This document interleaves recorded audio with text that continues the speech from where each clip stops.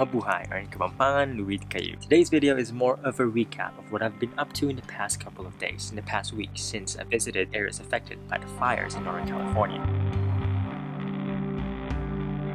Picked up my prescription this morning, my prescribed inhaler. I have two kinds of inhalers, so one is to prevent asthma attacks and one to basically an emergency one when I couldn't really breathe. So this is the one that prevents asthma attacks. So since the fire started, I've been having a hard time to breathe because of the smoky air all the way here in Yolo County.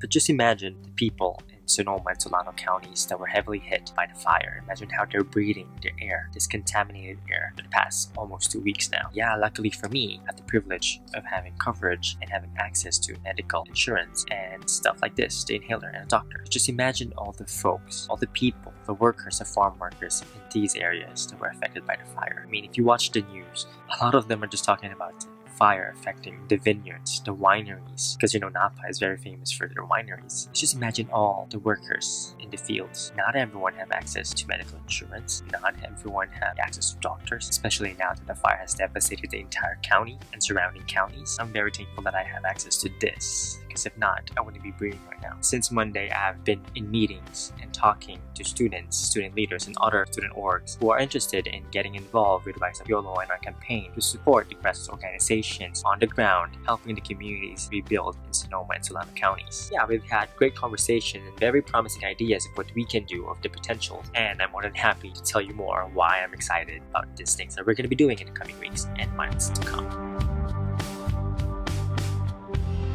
So going back to what I was talking about earlier about air quality and the workers out there in the fields, just keep in mind that in disasters like these, it's important, in fact very important, to look beyond the surface, look beyond what you see on the news. Because there's a lot of talk about the wineries or the vineyards that were affected by the fire, but what about the workers? I mean, the workers who actually work the field. Number one, they don't really have access to healthcare, and if they do, it's not that much of a coverage. And two, they work all day out in the sun, out in the fields, in this dusty field. And number three, sometimes, more often than not, they're exposed to the chemicals that they used to grow these crops. So all in all, even before the fire, they're already vulnerable to health issues, health problems for working there. And now the fire did not just destroy the fields that they work at, but also contaminated the air even further. And it's not just burning plants or burning wood that you're smelling in. There's a lot of chemicals in a lot of our household items. A lot of houses were burned. A lot of buildings and structures and businesses were burned.